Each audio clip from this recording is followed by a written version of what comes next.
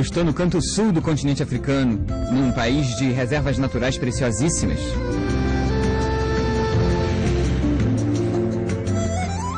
A África do Sul é o principal produtor de ouro do mundo, um dos líderes na extração de diamantes, e quase 90% de toda a platina do planeta estão aqui. A história dessas riquezas é antiga, já foram disputadas por muita gente. Mas não são só as fontes de minério que valem ouro. A própria localização desse país vale tanto que nem dá para estimar. Por aqui passa uma rota marítima estratégica na ligação Ocidente e Oriente.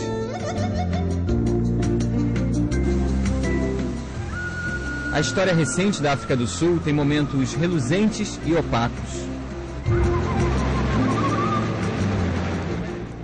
Atravessa os caminhos do ouro, enfrenta a segregação racial e ainda se depara com um problema tão imenso quanto desolador, que é a AIDS.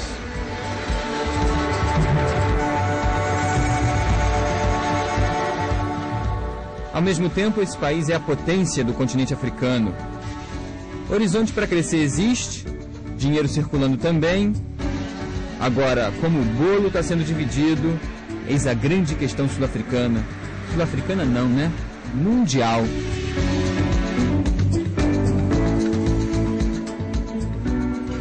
Eu fiz essa viagem em outubro de 1999. Desembarquei em Joanesburgo, que é a maior cidade do país. Minha missão, filmar uma corrida de moto velocidade. Tive a chance de conhecer um país que viveu oficialmente dividido entre brancos e negros até a década de 90. Hoje eu converso aqui no Rio de Janeiro com a sul-africana Heidi Immerman, que é casada com um brasileiro. Ela conheceu o marido numa viagem de veleiro que fez ao Brasil. Gostou e ficou. Heidi e eu vamos conversar sobre segregação racial na África do Sul, o seríssimo problema da AIDS e as boas possibilidades de desenvolvimento que estão por vir.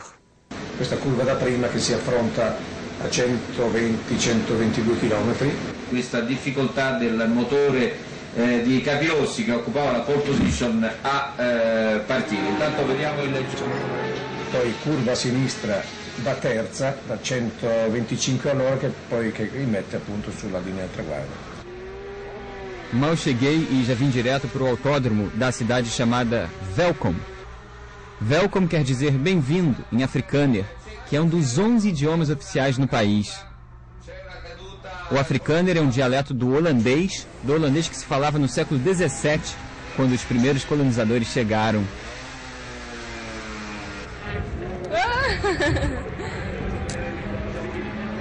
De lá para cá ganhou influência de outros idiomas africanos, do inglês, do francês e do alemão.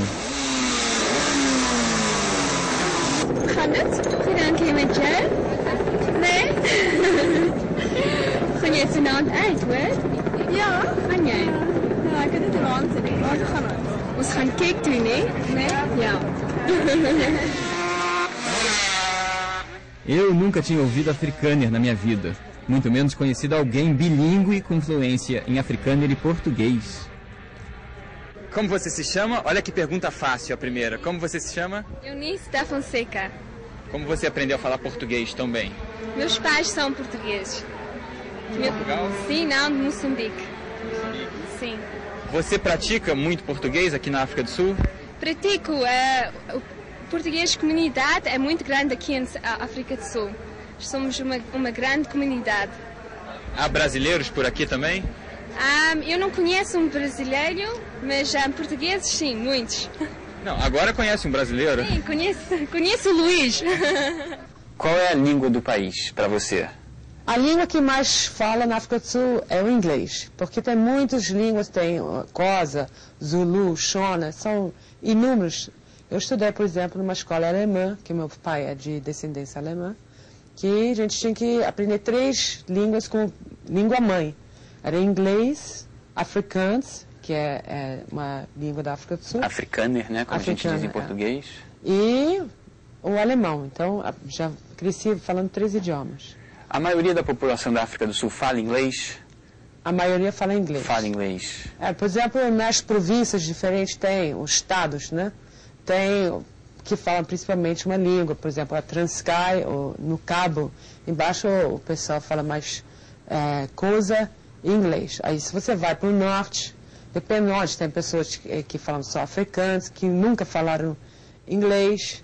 Aí tem os vários. Hoje em dia, nas escolas, dependendo do estado onde você mora, você aprende na escola em inglês e a língua indígena, que é Zulu, daquele estado que o pessoal fala. O africano ficou identificado como uma língua mais de um determinado grupo? Dos africanos brancos, o pessoal que pôs a lei do apartheid, os africanos, e hoje em dia eles são na minoria, e são pouquíssimas pessoas. Se você vai no interior, bem no interiorzão, ainda tem pessoas que não falam inglês, ou se recusam de falar inglês.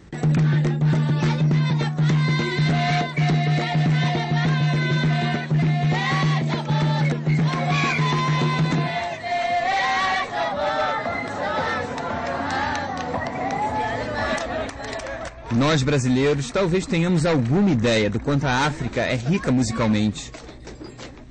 Afinal, muito dos nossos ritmos, do nosso swing, muito da nossa riqueza cultural saiu daqui.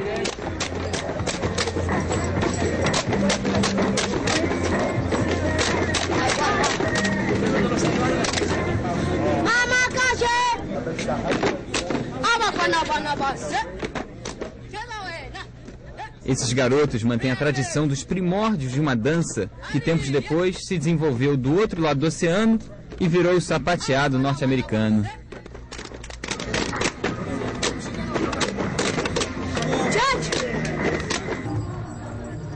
Existem pesquisadores que defendem o seguinte: os escravos usavam tambores para se comunicar através de códigos. Como os proprietários tinham medo de que surgisse uma revolta, eles resolveram proibir os instrumentos. Os escravos, então, simplesmente transferiram os ritmos para os pés.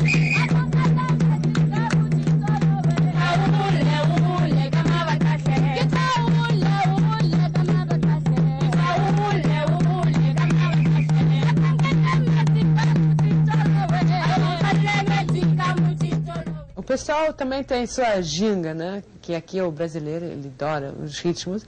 E a África do Sul também tem muitos ritmos. O pessoal canta muito nas igrejas. Os negros são bem religiosos. O pessoal fazia muitos coros, cantaram, sempre estão cantando. As pessoas quando andam na rua, sempre tem um astral muito legal. As pessoas têm os ritmos deles, as danças. As danças são específicas de cada grupo étnico? Exatamente. Tem os dos Zulus, tem dos Xhosas. Agora, quem tem mais danças são realmente os Zulus, que são mais da região da costa de Natal, na costa do Indiano, que tem mais os Zulus.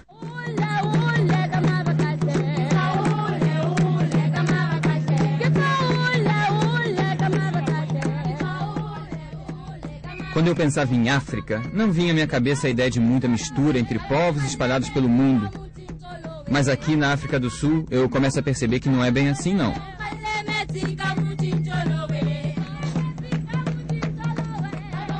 Ainda nos idos de 1487, ou seja, mais de 500 anos atrás, o primeiro europeu desembarcou por aqui. E tudo começou com um português, o navegador Bartolomeu Dias.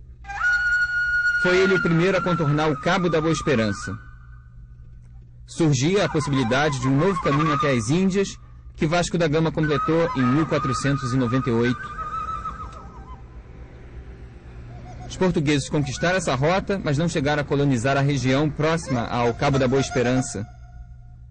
A colonização foi iniciada pelos holandeses na metade do século XVII. Depois, no começo do século XIX, os ingleses passaram a controlar o Cabo da Boa Esperança. Como eu falei agora há pouco, né? Essa ponta de terra aqui sempre foi valiosa. Há uma mistura cultural interessante na África do Sul, né? Um pouquinho de Inglaterra, um pouquinho de Holanda, um bocado de África, um pouquinho de França. É muito parecido com o Brasil, que o Brasil também é essa mistura de pessoas que vieram, os imigrantes vieram para cá, os italianos, os japoneses, as pessoas da África, os escravos. Então, eu sempre acho assim, como que chama? um cozido, que tem de tudo e é a mistura que deu certo. E a África do Sul é muito parecido com o Brasil nesse sentido. Na segunda metade do século XIX, a descoberta de ouro e diamante no país aumentou a riqueza, incentivou, claro, a chegada de novos imigrantes e estabeleceu de vez a repressão a todos que não eram brancos. A abolição da escravatura veio em 1833, mas a divisão do trabalho e da sociedade, com base na cor da pele, se manteve. Em 1948, essa separação racial se tornou oficial. Apartheid, em Afrikaner, quer dizer segregação.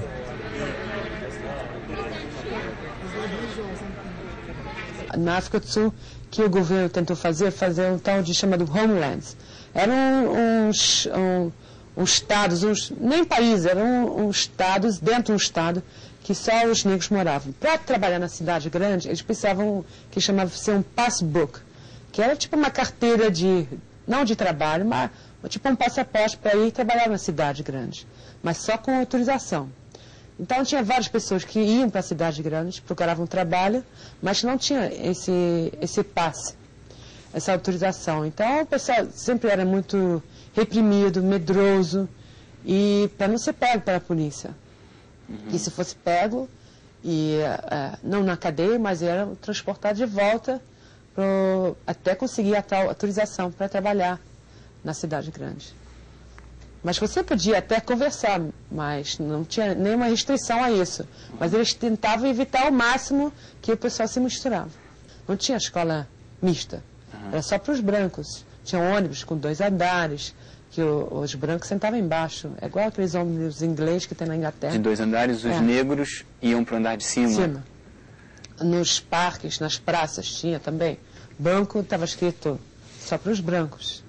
Mas se você cresce num ambiente desse, você não conhece coisa diferente.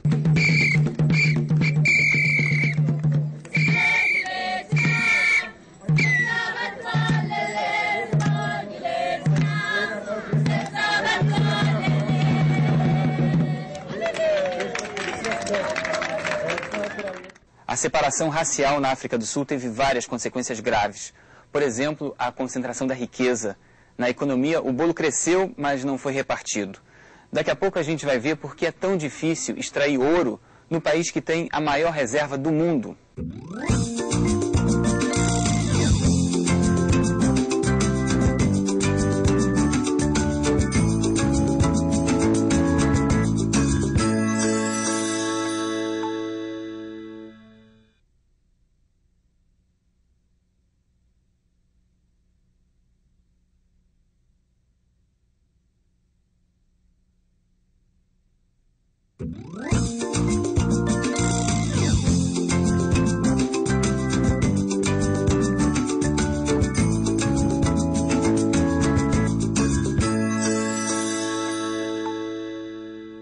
Não se pode falar em África do Sul sem citar um líder chamado Nelson Mandela.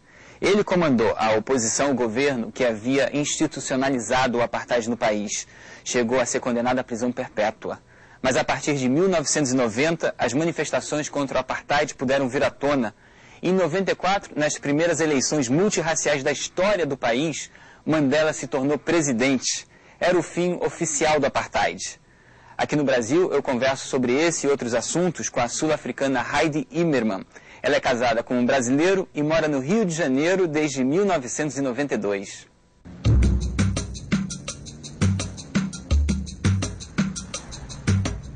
Eu estou numa região chamada Free State, Estado Livre. É a mais rica do país. O Free State é responsável por 13% do ouro produzido. Também foi aqui a origem da corrida do ouro na África do Sul no fim do século XIX. A colonização predominante no Free State foi holandesa.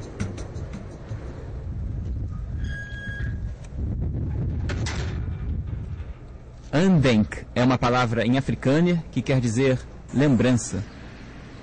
Aqui funciona um pequeno museu a céu aberto que eu achei muito simpático.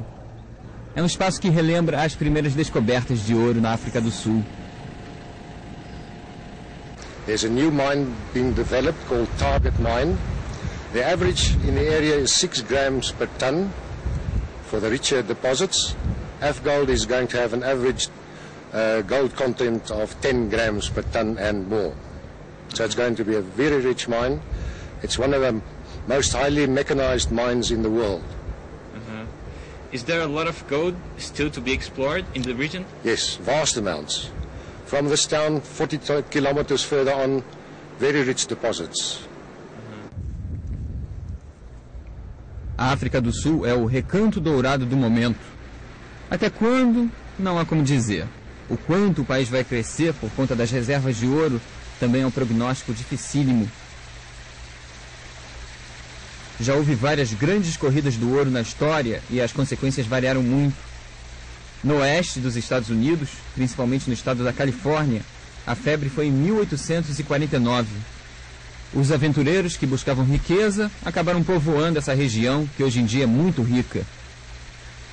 No Brasil colonial, a corrida do ouro levou à ocupação da região das Minas Gerais no fim do século XVII. Na década de 1980, o sudeste do Pará foi o destino dos garimpeiros no Brasil. Serra Pelada chegou a ser o maior garimpo a céu aberto do mundo.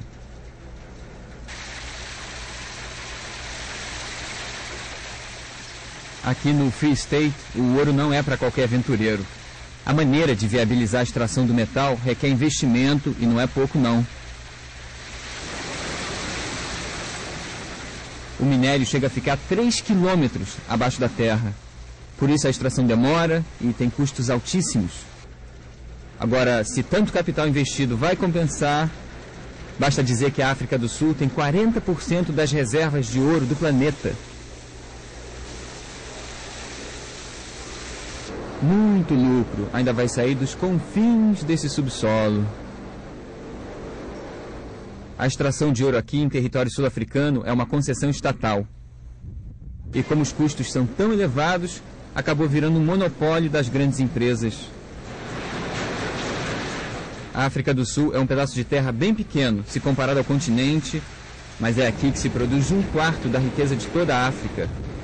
Ou seja, esse país é o gigante de uma região com problemas gigantescos. Teríamos nós o mesmo problema, Brasil e África do Sul? Muita riqueza e uma distribuição da riqueza... É muito parecido. A África do Sul e o Brasil tem um problema social muito grande. Eu acredito que a classe média na África do Sul está diminuindo. Tinha mais classe média que tem no Brasil. Por quê? A riqueza cada vez mais concentrada? Agora está bem dividida. A classe média está diminuindo, mas as pessoas estão ficando mais pobres. E as pessoas que estão ricas, sempre tive isso, que estão ficando cada vez mais ricas. A divisão não é bem igual com os países na Europa. Uhum. O fim do apartheid não levou, né, aparentemente, a uma distribuição melhor da riqueza no país. Não, eu acho que isso vai demorar muitos anos. Eu não sei se isso até vai acontecer algum dia. A minha base na África do Sul não é nenhuma cidade muito conhecida, não. Eu passo 4 dias aqui em Welkom por conta da proximidade com o autódromo. Afinal de contas, eu cruzei o Oceano Atlântico para cobrir uma prova do circuito mundial de moto velocidade.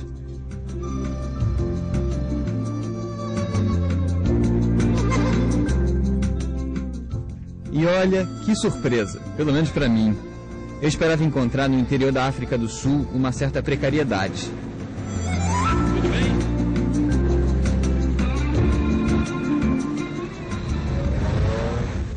Diante dos meus olhos, pela segunda vez na minha vida, conheço uma cidade que foi pré-planejada. A outra é Brasília. Welkom, cidade modelo. Vou dar um exemplo de organização.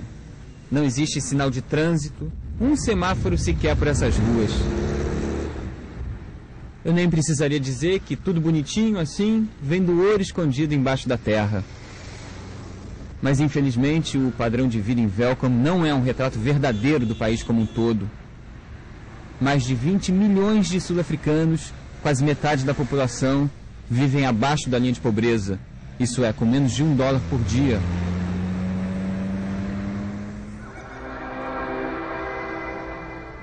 E uma outra questão muito séria no mundo inteiro, mas que se torna ainda pior aqui, é a AIDS.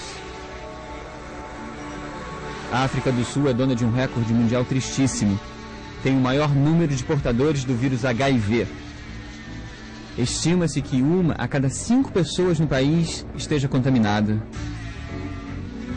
A epidemia atinge 1 em cada 3 mulheres grávidas. O governo tenta reagir, investe em educação preventiva, já que a falta de informação é uma das causas da proliferação da doença, mas o número de infectados só vem crescendo. O problema grande da África do Sul realmente é a AIDS. Você acha que os países ricos, chamados países mais ricos, poderiam ajudar de alguma forma a combater a AIDS na África? Ou é um problema a ser resolvido internamente, domesticamente? Não, internamente eu acho que não vai conseguir. Tem que vir ajuda de fora, não só ajuda financeira. Por exemplo, o Brasil, eu sei que o Brasil o pessoal está fazendo pesquisa na África do Sul, porque o Brasil produz o próprio remédio contra a AIDS. Eu acho que se passasse essas informações, tivesse essa troca, ia ajudar muito. Praticamente o mundo inteiro fez muita pressão até o dia em que o apartheid virou passado. E tão logo acabou, oficialmente, o regime de segregação racial no país, surgiu a epidemia da AIDS. A gente vai ouvir falar cada vez mais da África do Sul. Primeiro, pelo potencial de crescimento do país do ouro. Segundo, por conta da gravidade dos problemas domésticos. E terceiro, porque é aqui que vai ser disputada a Copa do Mundo de 2010, a primeira no continente africano. Eles adoram futebol. Por acaso, na rua, aqui em Welkom, encontrei com esta sul-africana que se diz flamenguista.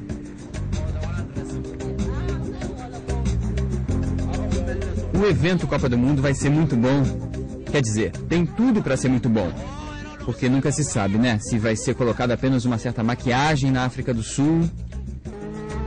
Ou então se a Copa vai de fato atrair esforços coletivos. Se vai realmente gerar iniciativas para melhorar o país.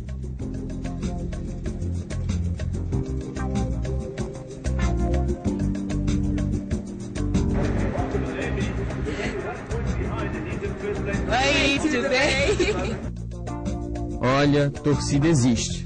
Torcida internacional pela África do Sul já existe faz um bom tempo. Beijinho! Beijinho! Em Joanesburgo, eu estava só fazendo hora para pegar o voo de volta ao Brasil quando vi uma placa na rua. Organizamos tour para Soweto. Soweto fica na periferia de Joanesburgo. É um lugar que ficou mundialmente conhecido por conta de muitas manifestações contra o regime do apartheid. Soweto, na verdade, é uma sigla em inglês. É a abreviação de South West Townships.